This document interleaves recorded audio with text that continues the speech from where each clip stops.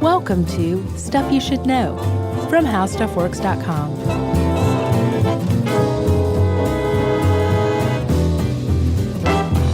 Hey, and welcome to the podcast. I'm Josh Clark. There's Charles W. Chuck Bryant. There's Jerry.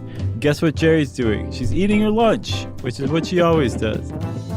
So that makes this Stuff You Should Know. Just back from the road, big grueling two-city tour. It was kind of grueling because I get really, really nervous before DC shows in particular. Yeah, so thank you to Boston, Massachusetts, the Commonwealth. Making it nice and easy and relaxing. The Commonwealth and the District. We didn't go to a state. No, we didn't, did we? Yeah. You know, those poor schmoes in DC they don't even have representation. Yeah, but they can buy weed. Really? I didn't know that. I don't know if they have shops, but I know that DC is one of the places that supposedly voted it in. Huh. But it usually takes years after to roll that out. Sure. Roll that up. It's a big thing. I read a really, really interesting article. I think it was in the New Yorker years back when right after Washington and Oregon passed. They were the first to pass recreational, right? Yeah. And I can't remember who it profiled or what state the guy was working for, but it was this guy who basically was like, okay, the voters voted this in, go figure out how to do this and like do it right so that we actually get rid of illegal weed and organized crime and all that stuff, but also don't hurt the alcohol lobby. Like this guy had so many interesting balls juggling in the air. Yeah. That it was a really great article. Check it out. I don't remember what it was called. I'm pretty sure it was the New Yorker. No recollection of the year. Go. Wait. I just left. So we're talking today not about weed or the New Yorker or anything like that, even Jerry's lunch. Chuck, we're talking about Ferraris. One of the most beautiful car lines. One of the greatest automotive manufacturers of all time. Yeah, it's funny. Dudes like you and I, obviously, there's one Ferrari to us. Although I have grown to appreciate other Ferraris over the years. Like the Ferris Bueller Ferrari, sure, and some of those older cool ones. But for guys like us, the Magnum PI Ferrari is the Ferrari to end all Ferraris. What is that, like the 330S, I think? I don't even remember. I call it the Magnum. Sure. That's all you need to call it. One of the greatest looking cars in the history of cars. And I'm not even a sports car guy. Right. No, I'm not either. But that is probably the greatest car ever made. It's dope. Yeah. So Magnum could rock that thing. And if you watch him get in and out of it, it's pretty funny. Just that alone is like, wow, that's a really well-made car. Well, yeah, and you're also like, it's Tom Selleck 9 feet tall? Yeah, he kind of is. And are his shorts that small? But that Ferrari, that I think it's a 330S. It was, yes, his shorts were very small. Remember that? A lot of thigh on that show. It was like a clown car, basically, when he'd get out of it. Yeah. You know? Higgins would come after and wreck. Man, what a show. But that's not the Ferrari that we're talking about today. No.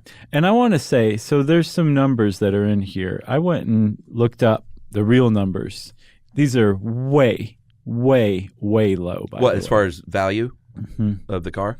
Yeah, if you want to get fascinated, everybody, even if you're not into Ferraris, just type in some of the names of the Ferraris that we're going to throw out there today in the years, and you will find an entire world out there of breathtakingly rich people who buy Greek tycoons, $500,000 cars. Yeah. You know? Yeah, I mean, people value different things, obviously. I've never been a guy that thought like a $75,000 car. I've always just thought, why would somebody spend that kind of money? But some people, you know, they love their cars. So sure, yeah. That's their jam, you know? That's kind of what this episode's for. It's a car episode from two guys who are not car guys. So dig in and prepare to be outraged. Yeah. Moment after moment. I've got my kind of SUV that my brother thinks is a minivan. Mm-hmm. It's a crossover. Is that what they're called? No, a crossover is like a car and an SUV. Yours is a minivan and an SUV crossover. Yeah, I drive a Honda Pilot now, everybody. And the Pilot underwent a change from looking like a 4Runner type of SUV a couple of years ago, I think. Then they kind of shrunk it and squatted it to where it sort of looks like their minivan. Put a clown nose on the front? I tried to get a minivan. I tried to get the Honda Odyssey, and Emily was like, no, we're not getting a minivan. Well, I saw it just yesterday, and I can tell you it's a fine-looking car. I appreciate it. Yeah, and you look totally normal driving it. First time I've ever had leather seats under my butt. That is so nice. Here at 47 years old. And you're just like, fart. What? That's how you fart in a leather seat. Classy like. Well, plus it doesn't absorb like those cloth seats. They get a little stinky. Oh, they do. Yeah. They do. And like it accumulates over time. You know what I mean? Yeah. That's why if you're ever going to buy a used car, everybody, which frankly I think you always should. Smell the seat? No. Just do yourself a solid and splurge on the leather because you can wipe those off. Right. But I do, everyone, take heart. I still am true to my roots. I have my pickup truck because it's paid for. Yeah. And I still use it for hauling Nice. garbage. That's nice. That's my side job. Is it? I didn't know that. Yeah. That's cool. Good to haul know. trash. Good to know. Do you have a card? No, you just flag me down. I just drive around yelling out the window. That's a good idea. You don't need a card. Why waste money on those? Exactly. So we're talking Ferraris today, and we're talking specifically a 2-year period in the 1970s when not one, but 2 Ferraris made the news for being buried. Kind of nuts. Yeah. If you want to terrify, horrify a Ferrari enthusiast, talk about burying their favorite car. Yeah. Especially how they did it the second way. All right. Should we start out with the first one? Yes. All right. 1977, spring in Beverly Hills. Very lovely, I imagine. Yeah. You know? I mean, it's always lovely out there. In Beverly Hills? Yeah. That's the slogan they put on the T-shirts. That's right. There was a socialite named, and she was married to, well, the story's a little convoluted, but she was the widow of a Texas oil tycoon named Ike West. Mm-hmm. And this is the bare bones beginning. She was married to this guy. He died. And she had a car that she loved, a Ferrari America. 330 America, 1964. And her wish was to be buried in this thing. Right. And we'll go ahead and leap to the end and say that did happen. And now we'll fill it in with all the exciting details. Yeah. So this lady, Sandra West, she actually was born and raised in Beverly Hills. That's right. Her parents owned a clothing store. And so she was like middle class. But she was a looker, and she started dating like hunky stars, like Elvis. Yeah, she was hot to trot. And Sinatra. I think that's actually fair to say. She was a fun-loving person, but also a very lonely person, as we will see. So she starts dating around, and she ends up dating a guy named Saul West. Yeah, a little weird how this all happened. So Saul West was a Texas oil tycoon, and he was actually well, he was in a way, but he was actually the younger brother of Ike West. Mm-hmm.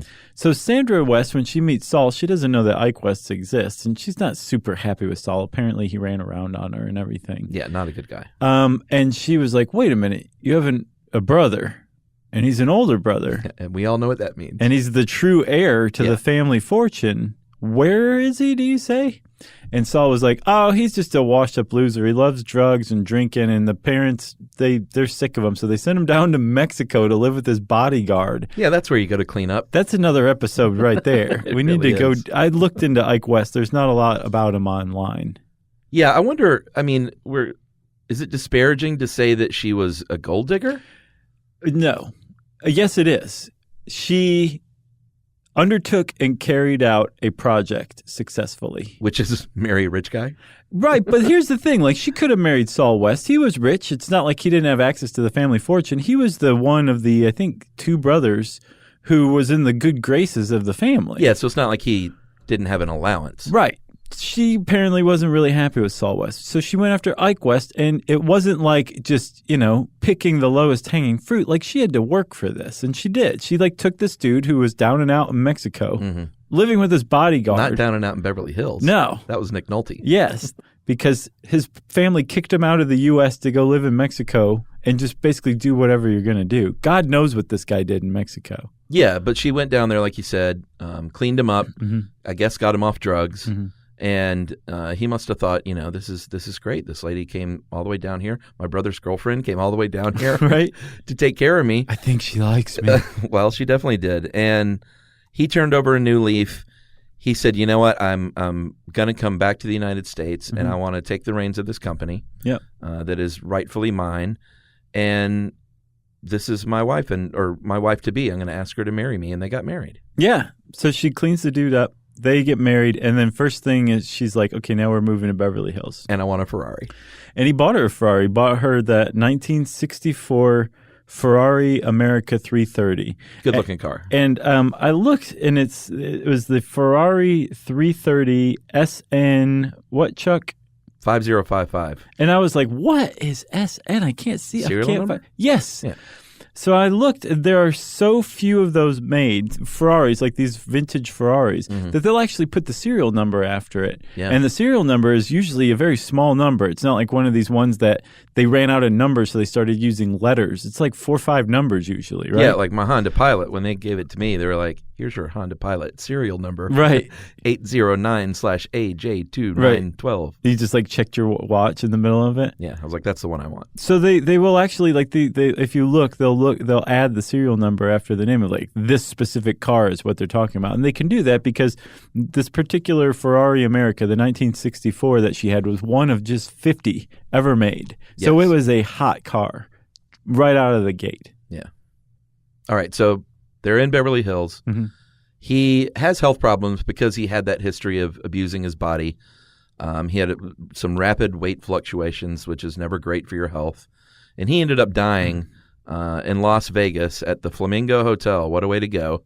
In 1968, under what is labeled here as mysterious circumstances. That's all it's labeled anywhere. I can't find anything out about it. I wonder how many people have died at the Flamingo Hotel under mysterious circumstances over the years. Whose family successfully covered it up so that a couple of schmoes like us, years and years later, 40, 50 years later, can't find out what happened. Right. So how long were they married? Do you know what year they got married? So I believe in 1964. Okay. So they were married a short 4 years. Yeah. But nevertheless, Sandra West became heiress to that fortune. Yeah, she got Ike's claim to the company. Wow. His share went to her after he died, right? And that's the thing. Like, you can say what you will about, her setting her sights on the true heir and him living pretty fast, but they appeared to very much love each other. He left her his share of the family fortune. She took his last name. She said that when she filled out a will, she wanted to be buried in Texas next to her husband, not in Beverly Hills where she was born and raised and spent most of her life. So they were like an actual real couple. So I have the impression that when he died, like, there was something missing for sure in her life, especially considering that she is roundly known as a fairly a lonely person. Yeah, it was like me and Emily. I married her for her dowry. Right. As the daughter of a Central Ohio auto glass magnate. Right, but it's real, That's right. So, well, maybe we should take – what were you about to say? I was laughing at auto glass magnate. That's what he does. Okay. Cineco Glass, everybody. Plug in father-in-law's company. Nice job. If you need someone to come out and you had a tree fall on your window, Rick will take care of you. That's nice. That is nice. Which he's going to be at our Cleveland show, by the way, which is great. He should be. It's like right there. Yeah. All right, maybe we should take a break because I see the words Engelbert Humperdinck in front of me. We'll come back and reveal the secret right after this.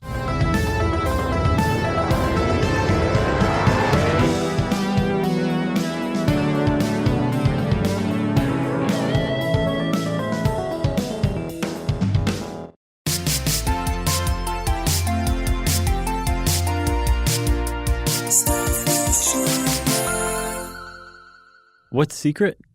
Well, she dated Engelbert Humperdinck. Okay. Yeah, after Ike West died, right? She basically made the scene. She became a Hollywood socialite. Yes, and I went to see him in concert when I was a little kid.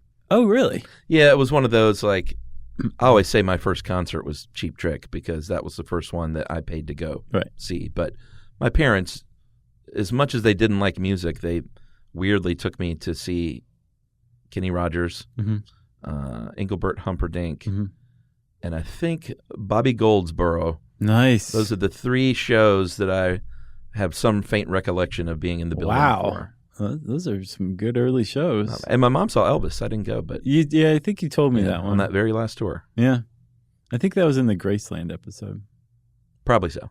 So, yes, Engelbert Humperdinck is one of the people she dated. She made a name for herself dressing up as the Texas rodeo queen, wearing like fringy stuff with rhinestones and a cowboy hat. She went down to Rodeo Drive, and We should say that she was like a genuine, legitimate, dyed-in-the-wool car enthusiast. Not only did she have that America 330, she also had a GTS. yeah.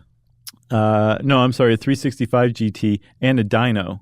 Or is it a Dino? Do you know? I think it's probably Dino. Okay, and a Dino. She had 3 Ferraris, plus also a Stutz Blackhawk. I didn't look that up. What's that? It is, so Elvis liked that car a lot, actually. It looks like a luxury land yacht married a muscle car, and that's what came out. You should look it up. Elvis. It's a neat car. Yeah. But apparently it got like 8 miles to the gallon. Well, that's also why Elvis loved it. And it weighed like 2.5 tons. I don't want an efficient car, man. That's pretty good.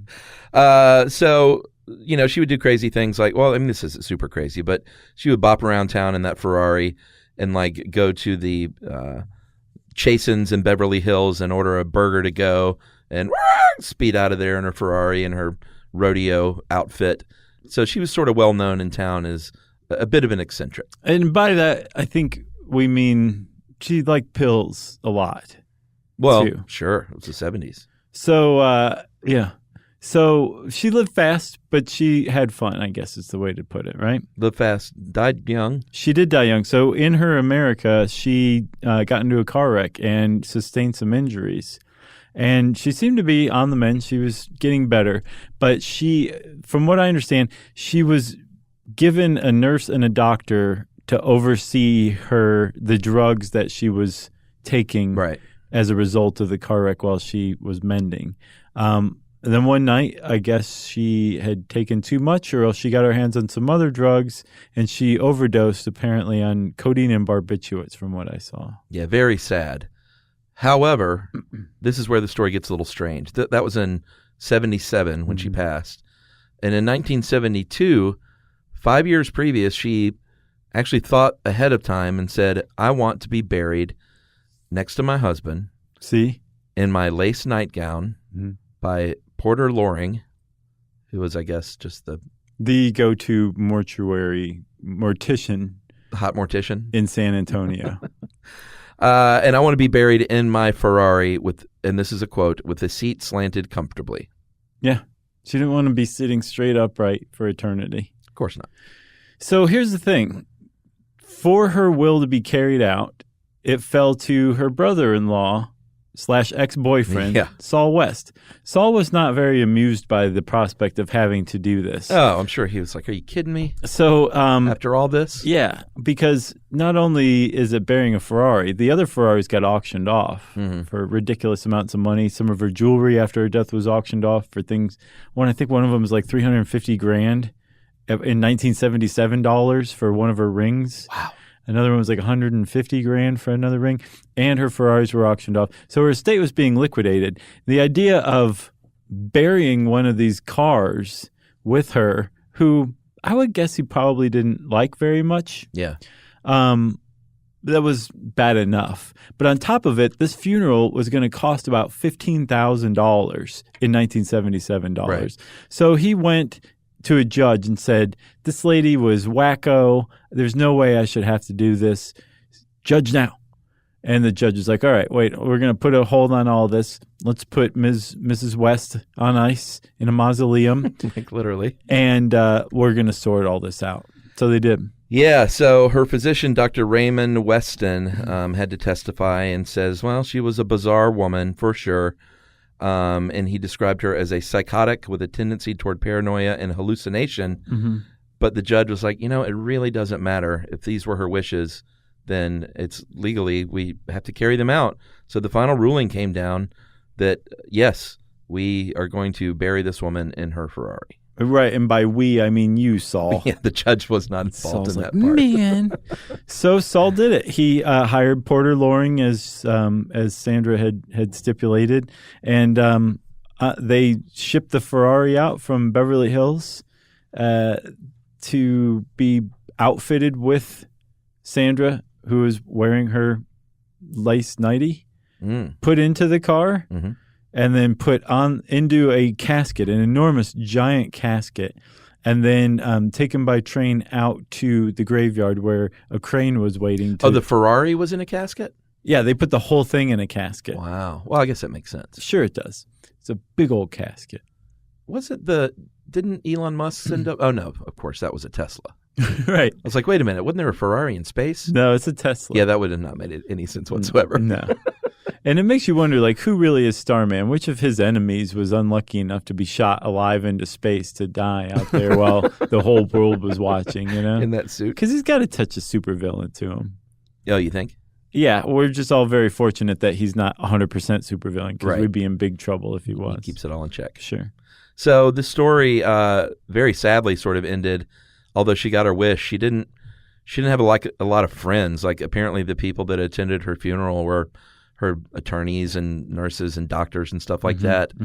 So it was sort of a sad ending to this lady's wacky life, to be buried in a 19-foot long, 10-foot wide, 9-foot deep grave in her Ferrari. Right, which they filled with cement around so nobody could try to get the Ferrari out. Or that nightgown. But she got her wish. Her wish came true. Yeah, so happy ending? Sure. Sad ending. Happy. And apparently now it is still visited by people. Where is it? San Antonio? Mm-hmm. People go by and see where this Ferrari is buried. Yes. You went to San Antonio. Did you go by there? I didn't. And I knew about this, but I didn't realize she was in San Antonio. We would have totally gone. That sounds like something that you guys would put on your list. Totally. Well, it's on the list now. I'll tell you that. Should we take a break? No. Should we barrel into the second one and then take a break? Yeah. All right. We stay in California because that's where this kind of crazy stuff happens. Well, we have to go back to California because we were just in San Antonio. Good point. Watching the 300 spectators watch Sandra West get buried. It was really weird. That's right. So we go to South Central Los Angeles, the West Athens part, and I didn't know where West Athens was until I looked it up. 119th Street, roughly. It's sort of... By the 110, right? Yeah, it's kind of like east of Hawthorne. I have no idea what you're talking about. I know. I just made up that 110 thing. I looked it up too, though. I was like, because I had seen it referred to as South Central, but then everything else said West Athens, and I'm like, what is that? So I looked. You know where Beverly Hills and Hollywood are, and that's it, right? Pretty much. Yeah. In Venice. Sure. Venice by Beach. the water. But it's like in the south part of South Central, the southwest part of South Central, I think. That seems about right. Okay. Yes. Okay. All right, so we're oriented.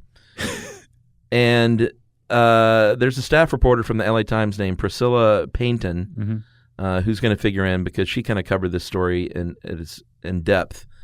And, well, this story is a little weird. We're going to tell you the story, but the story is not quite accurate. But we're going to not quite what it seems. Yeah, we're going to go ahead and tell it as it was originally written. Which is what people thought it was for decades and decades. That's right. So there were some kids digging around in the dirt in their neighborhood, which is what kids are to do. There's probably a little horseplay. I'm sure one kid was probably self-conscious. There was a lot of kid stuff going on. Lots of kid stuff. And they were digging around and they felt something not too deep that felt hard and said this, I guess they probably brushed some dirt away and said, hey, this looks like maybe the roof of a car. Right. That's a weird thing to find at 119th Street.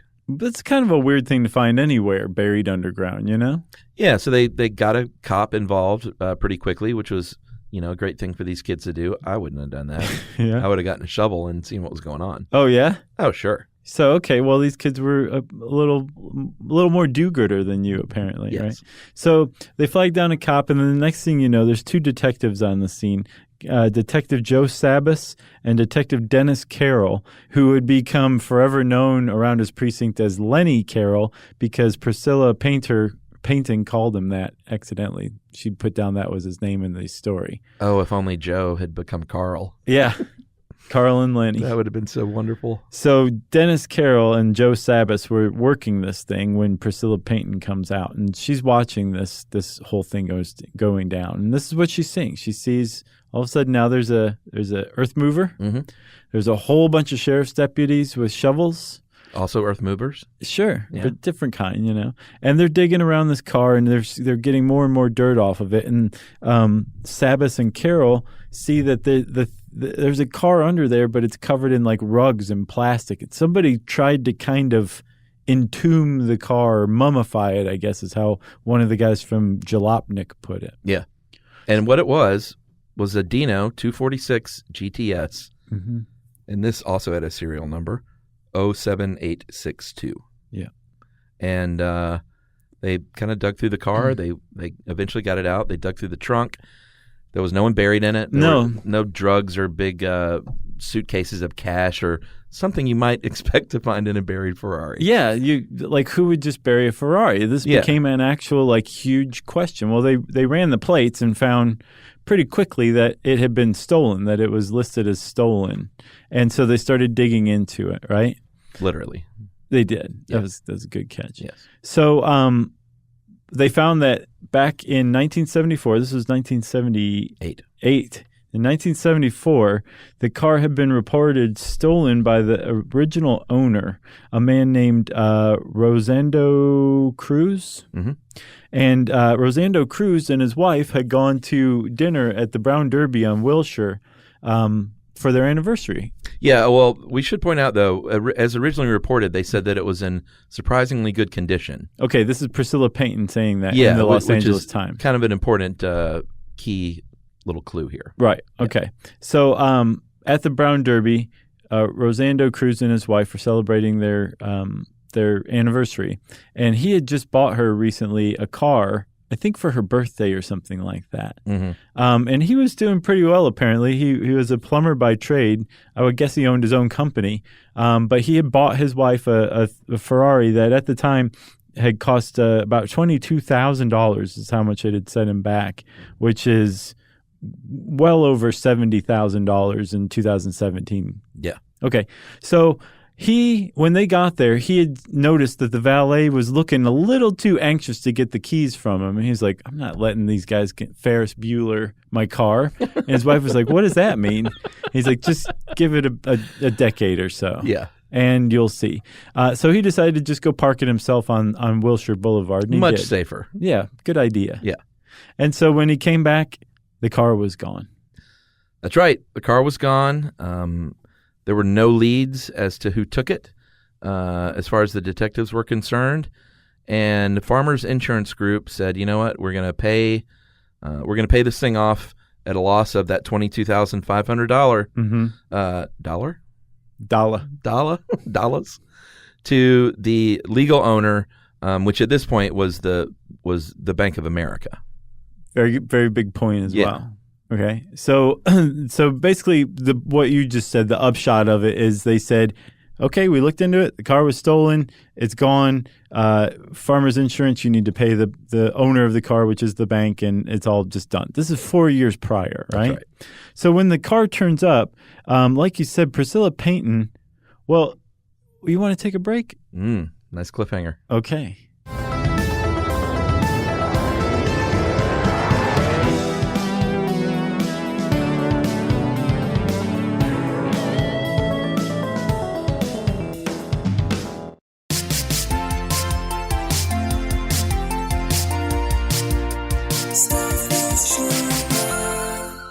I took nice cliffhanger as a yes. You meant yes, right? Yes. Okay, good. Well, we're back.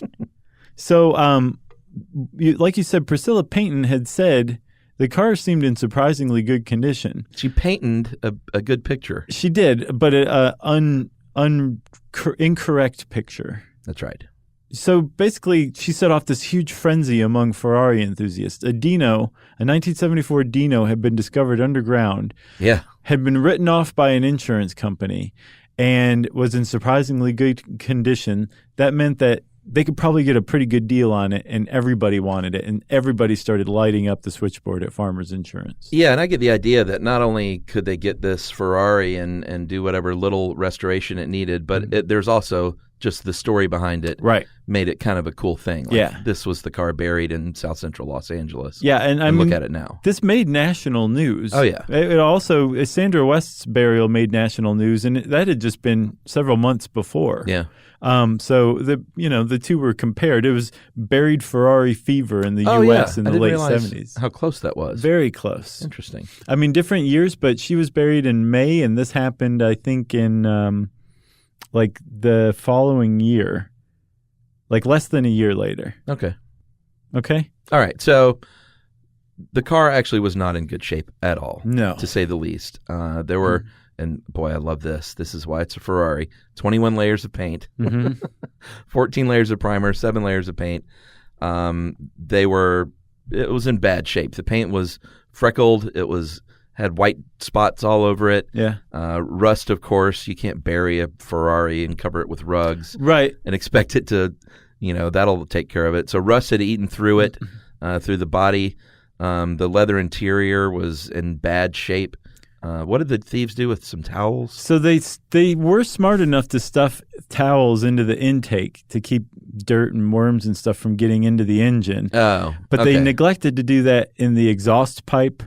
They had put some towels in between the window cracks. I But guess then they didn't to roll the hang windows it, up? I think to dangle the towels over the outside. Oh, okay. But then didn't roll the windows all the way up. So they weren't doing a very good job. But in their defense, they had to bury a Ferrari in the middle of Los Angeles. How did this not get noticed? I don't know. But the cops, when they canvassed the area, the neighbors were like, we have no idea. That's nuts. The residents of the house were renters, and they'd only lived there for 3 months. They had no idea. So the cops just basically were like, well, it's a stolen car that was already written off. It's a done case. We're not going to break our backs trying to find out what happened here. It's pretty obvious what happened here. Yeah. So they sent it off to farmers. That's right. In very bad shape. I mean, even pulling this thing out of the dirt, obviously, the engine compartment got crushed, all scratched up and gouged. The windshield was smashed, which Rick Cinnabogan at Cinnaco Glass could have taken care of. Right. Could have fixed you right up. Fixed you right up in an afternoon. Actually, probably not, because I imagine a Ferrari windshield like that is pretty hard to come by. Yeah. Sorry, Rick. But the idea that someone could restore this thing was not true, seemingly. Yeah, and farmers was getting such so many calls, and we're having to deal with the public on such like a large scale that they decided to just put it on display. Right. So anybody who called in inquiring about it, they said, well, here's the address. You can actually go bid on it if you want it. And people did. But they didn't really make too many serious bids. They mostly just stripped the car as best they could. Yeah. Somebody took the dipstick even, this Jalopnik article said. I wonder if that was just, let me get a piece of this thing, or if it was like, I can't find a dipstick for my Maybe both. Dino. Or eBay doesn't exist yet, but it will someday. I'm going to sell this thing for $1 million, you know? Yeah, so this was a couple of weeks on display in Pasadena, where, as this article says, everything that was not bolted down was kind of nicked from it. I can't believe they just didn't have security or something. Yeah, I guess they weren't doing a very good job. I mean, it was a junked Ferrari, so. But still, I mean, they were taking bids on it. It wasn't like, come take what you want sale. It's not like a starving artist sale at a hotel conference room or something, All right, so the long and short of it is, in the end, they did take some bids after it had been scrapped and gouged by onlookers. Right. So here's where the legend kind of picks up again, right? You've got this car that has like a legendary status already, but it's also totally tragic. Yeah. If you are a Ferrari enthusiast, this is a sad, sad story.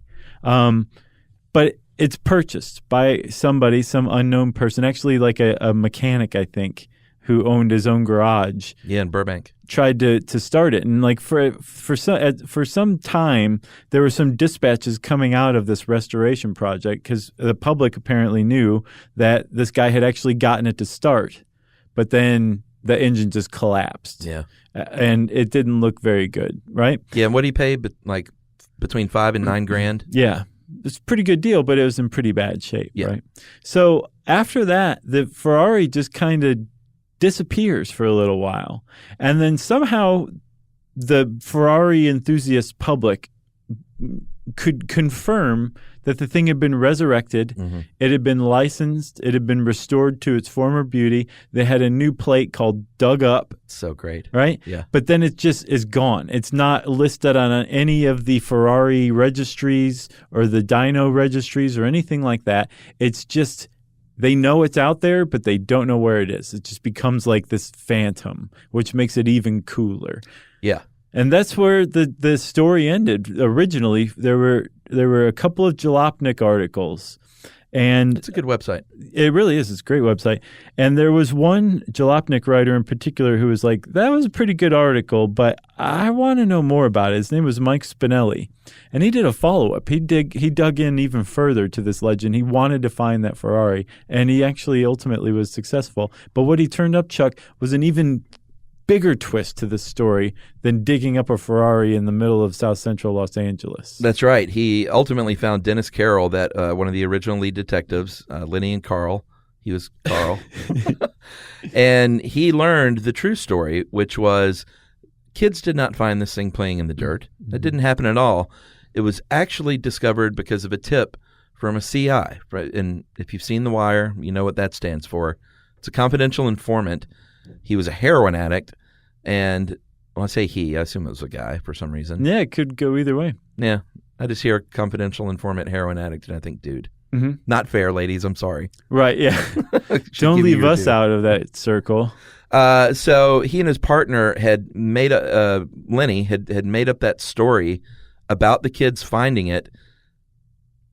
I guess because it was a police matter. It was a confidential informant. Right. So they had to why. cook up this fake story. I don't know if they had to, but they chose to. They wanted to sniff Peyton off the case. That's right. So they just protected their source and said it was kids playing, and that became how this car was found for decades. That was the story. Anyone you heard that story from, Mm-hmm. unless you were probably the wife of Joe Sabas or the wife of Dennis Carroll, Yeah.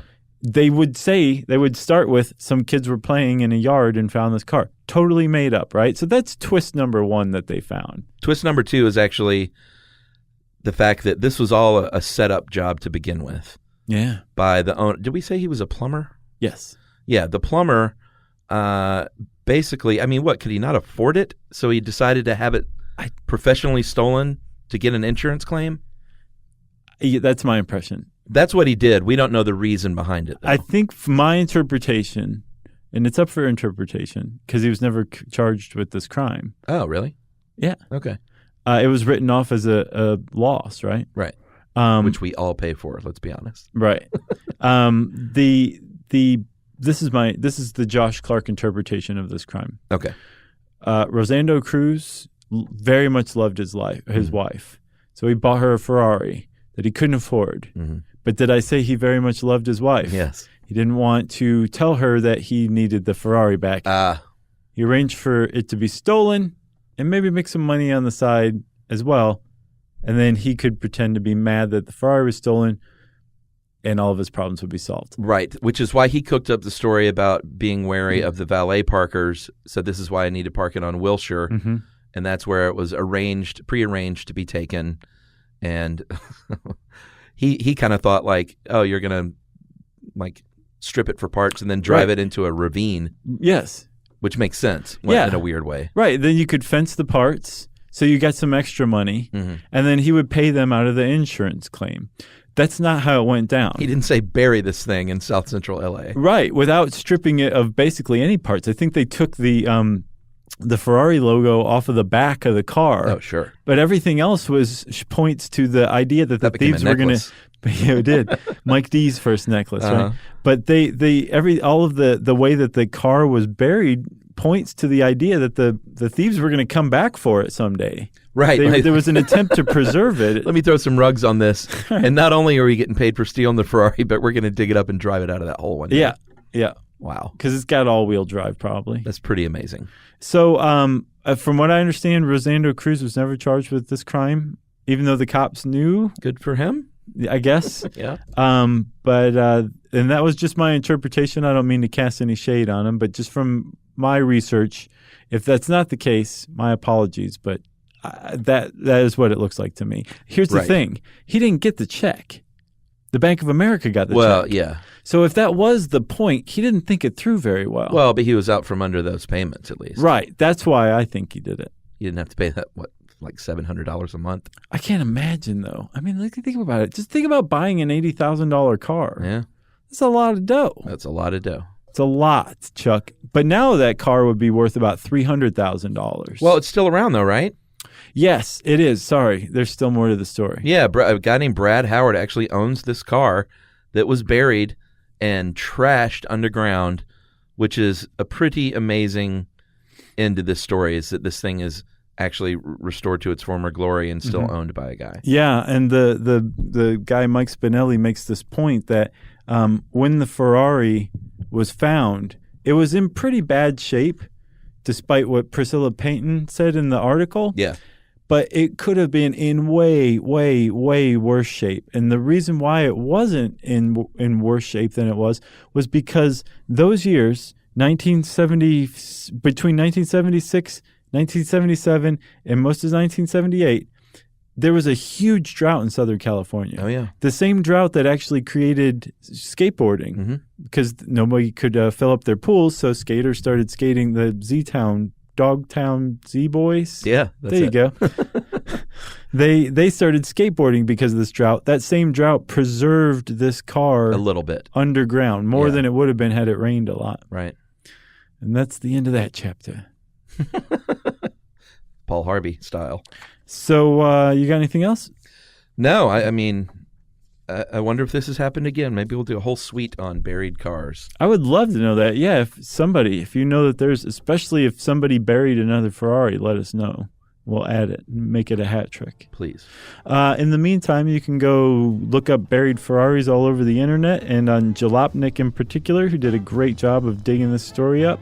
That was unintentional. And since I said it was unintentional, it's time for listener mail. I'm going to call this Another Teacher Writes In. We always like to feature teachers in their classes. Hey guys, long-time listener, first-time writer. Just listened to How the Sun Works episode again and wanted to thank you for selecting it as a Stuff You Should Know Select. Did you do that? I did. Oh, why'd you do that to us? I don't know. I just thought it should be out there again because it's legendarily one of our most troublesome shows. Yes, it is. She said it brought back awesome memories, though. How the Sun Works was my very first episode that I listened to, and it's the one that made me decide to continue listening. How about that? To give you a second chance. And she's like, are these guys for real? I think it was your disclaimer that you were not professionals, wanted corrections, and that your continuing remarks for that were badly screwing this up. And it made me want to keep listening. For the record, I thought you were charming, relatable, and delightfully human, and wanted to hear more. Every time I listen to the show and hear you mention the Awful Sun podcast, I want to write in and tell you that that's the one that actually started my 8-year and counting love affair. Wowee.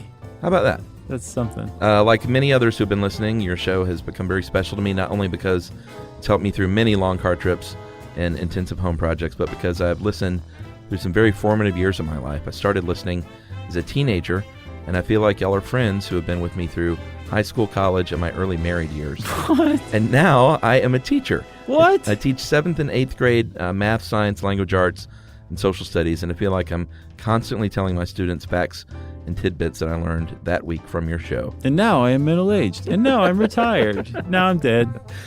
Seriously, it never fails, guys. Thanks again for all you do. Looking forward to many more years to come. That is from Hannah Barton and Ms. Barton or Mrs. I don't know which. It's probably Ms. Barton's class, right? Yeah, Miss Barton and your class. Hello. Thank you for listening. Ahoy. Thank you for giving us a second chance after that being your first episode. Yeah, that was a great email, Ms. Barton. Thank you very much for writing it. Good luck to you and your class. It's going to be a great year next year. That's right. If you want to tell us about your class, we love hearing from teachers like Chuck said. You can tweet to us at SYSK Podcasts. I'm at Josh Clark. Chuck's at Movie Crush on Twitter, too. You can get to him there. You can also get to him on Facebook at facebook.com/Charles W. Chuck Bryant or /Stuff You Should Know. Send us all an email to stuffpodcast@howstuffworks.com. And as always, join us at our home on the web, stuffyoushouldknow.com.